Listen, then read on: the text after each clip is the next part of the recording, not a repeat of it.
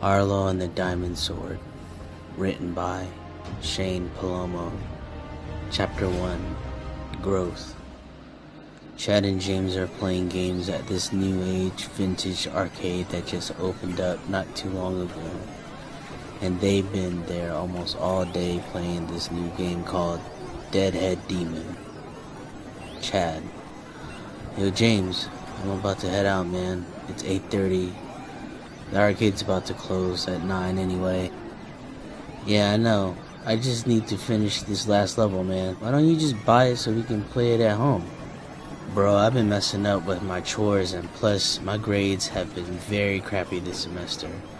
My mom and dad are not going to be throwing me any money anytime soon. You slipping, man. Well, when you do finally get your hands on a copy, hit me up so we can hop on this multiplayer. I'm out. Alright bro, I'll catch you later. James played the game till closing and was rushed out by the closing employee at the arcade worker. Hey kid, it's 9:15. We closed 15 minutes ago. You don't have to go home, but you gotta get the hell up out of here. Alright douchebag, I was on my way out anyway. James receives a text from his mom. James' mom: James, you know your curfew is 8 p.m., young man. It's already 9:15.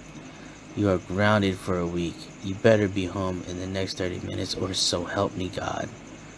James: Damn, man. You never catch a break. James sends a text back to his mom. He reaches into his backpack to look for the key to unlock his bike. While he was going through his bag, he feels a very cold chill on the back of his neck. He quickly turns around to see nothing but an empty parking lot and the arcade building. James looks closely at the corner of the store and sees this black shadowy figure. He thinks it's the arcade worker trying to scare him for calling him a douchebag earlier. Then he just realized he laughed at the same time the worker did. He was the only one closing that night. James rushed to find his keys. The shadowy figure at the corner of the store starts making its way closer to James. He finds his keys and unlocks his bike.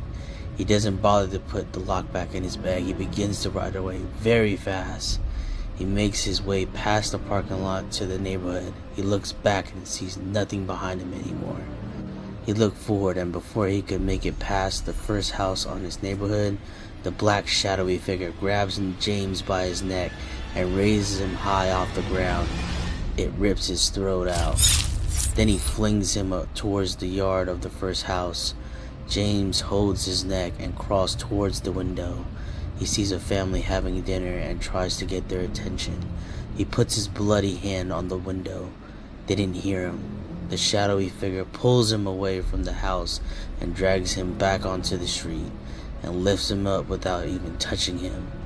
Its eyes glowed red in the dark and spoke. Shadowy figure: Almost. The shadowy figure reached out to James and pulled his heart out of his chest and ate it whole. Almost time.